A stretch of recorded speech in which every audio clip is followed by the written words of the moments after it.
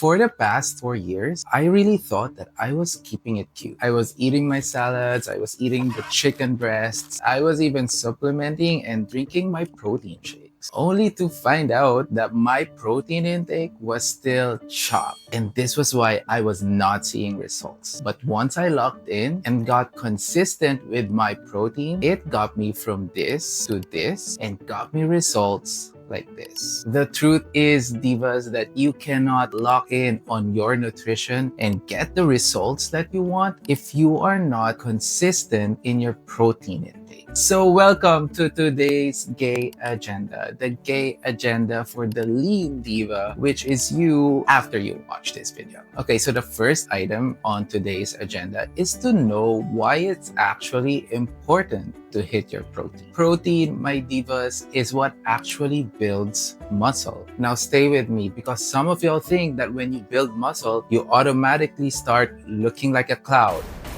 But that is simply not the case. We can still build muscle and keep it cute. We all need muscle. And I'm gonna give you 2 reasons why right now. Okay, so the first reason is that muscle is what pulls you into shape. Because losing weight is not what gets you snatched. What gets you snatched is losing weight and building muscle. Number 2 is that having more muscle actually increases your metabolism. We're gonna get a bit scientific in here, so stay with me. There is this thing called your BMR, your base metabolic rate. This is how much calories you burn just by existing, just by breathing. The amount of calories that your body consumes just by being alive. And when you put on more muscle, this base metabolic rate increases. So you can see that when this is higher, this is going to help you burn more of what you eat, even in times when you are not really actively exercising. So now that we got that out of the way, the second item on today's gay agenda is to actually know what your protein goal should be. Because how can you say that you are consistent in something if you don't even know like how many grams or ounces of protein you should actually be consistent in? This is like constantly turning it out on the runways, but always flopping on the main challenges. You need to be consistent where it actually counts. So here's the first action item on today's gay agenda. Grab a notebook, grab a pen or your notes app, anything that you can write on, and answer the following questions. How much do you weigh? Now, this might get spooky, and let me hold your hand,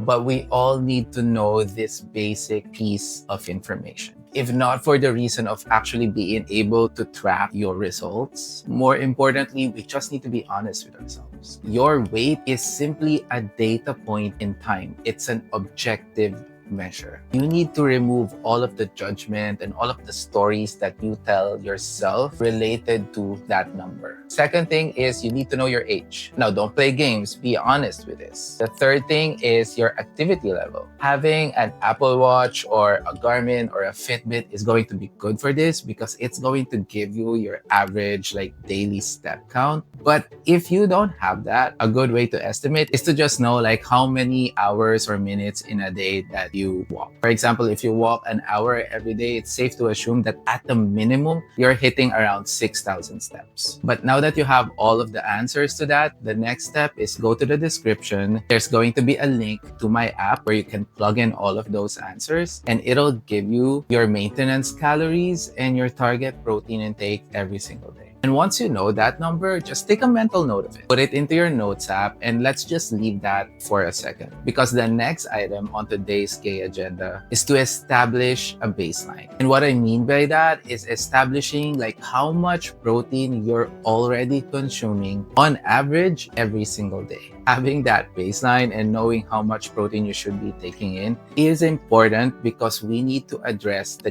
gap between what your actual protein intake is currently and what the target is. Now, girls, listen. This goes without saying that you should be tracking your meals. Listen, I know that it's hard, and I know that some of y'all don't even want to do this. But I also know that some of you are going on Instagram, going on TikTok for 10, 15 minutes after you eat your meals. If you can do all of those things, you can absolutely take a minute or two just to log them. I have a full video of like how to be consistent with meal tracking, so check that out. But I just cannot stress enough how important establishing this baseline is. Because this is where most people fail. Some coaches will just flat out give you your targets without considering your baseline. That's like asking Katy Perry to suddenly turn out a Hot 100 hit tomorrow. If the bar is too high and it's too sudden, it just sets you up to fail. What I do with my own clients that actually gets them successful in constantly hitting their protein is that we slowly work our way up from that baseline. Because here's the thing, I would never give someone a goal that is going to be so hard for them that they end up feeling discouraged and they end up quitting. I need you to be in this for the long haul, which means that everything that we are doing together needs to be sustainable. We need small wins because small wins compound, which is actually the fourth item on today's K agenda, which is to close that gap. This is where we address the gap between what your baseline is and what your actual protein goals are. Think of it like a makeover. Because if we take Mia Thermopolis and we glam her up so that she can start being the Princess of Genovia, one thing that is easy to miss is that the Princess of Genovia has always been inside Mia that whole time. She just needs a little bit of tweaking, a little bit of a push, a little bit of makeup, maybe a hairbrush that won't break. She just needed to address the gap. She did not need to change her entire personality or to like rewire her brain because from the very start, she already had it in her. And if you are watching this, I want you to know, and this is going to be so funny, but the Princess of Genovia is also inside of you. It's been inside you this whole time. And what I mean by that is that you're probably already getting some amount of protein. It just needs a little bit of a push, a little bit of a makeover to get you to that level of where you need to be, where you are building muscle and you start getting snatched. So for example, if I give you a protein goal of 170 grams and your baseline is 90 grams, what we are going to do is that we're going to increase that by 20 or 30 grams every week. And if that's easily achievable, we increase it by another 20 or 30 grams until we hit that goal of 170. And listen, this might take 2 weeks, this might take a month. But the main thing here, again, is that it needs to be sustainable. Being intentional and having a plan is always going to be better than going full throttle and crashing out. Because listen, with everything going on in Shamerica right now, the last thing that we need is a crash out. But now that you know how to address that gap, we actually need to make it easier for you to hit your protein goals. So here's a couple of things that will do that for you. Number one is do not be afraid to supplement. This is like the easiest hack that you can do because like a scoop of whey protein is already 20 plus grams of additional protein in your diet.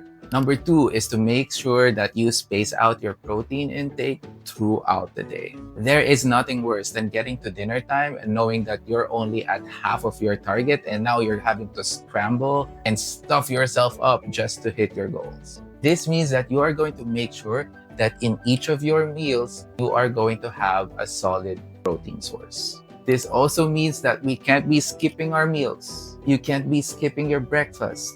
You can't be having just like a salad for lunch. You need to be intentional in making sure that in each of your meals, you have protein. Number three is to simplify that whole process by making sure that you have a couple of protein sources on your rotation.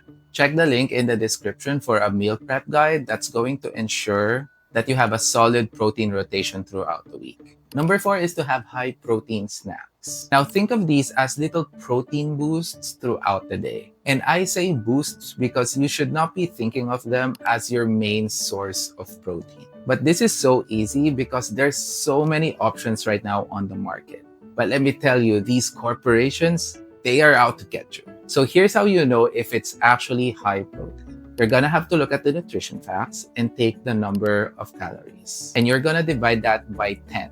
It's always going to be 10. The answer to that is the minimum amount of protein that that food should have in it to be considered high protein. So now take a look at how much protein is actually in it. In this case, it's 21 grams. 21 grams is less than 29. So this is chopped. This is not high protein. The next thing, and perhaps the most important thing for you to actually be consistent in hitting your protein, is the mindset. Because everything that we do needs to have a mental push behind it. You need to know why it's important for you. If you've watched any of my videos, you know that I talk about this a lot. But everything that we do, every single goal that we set for ourselves, needs to have a real and honest reason behind why you're doing it. You don't just do something because you think it's what you're supposed to do, or just because I say that you should be doing it. Everything that you do, you should be doing because you truly believe that it is going to help you achieve your goals. And you know that those goals are honest and true to what you actually want in your life.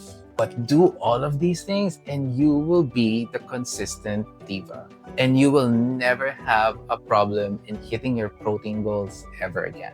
But also, how will you know if you're hitting your protein goals if you do not track your meals? So to be consistent in that, go watch this video.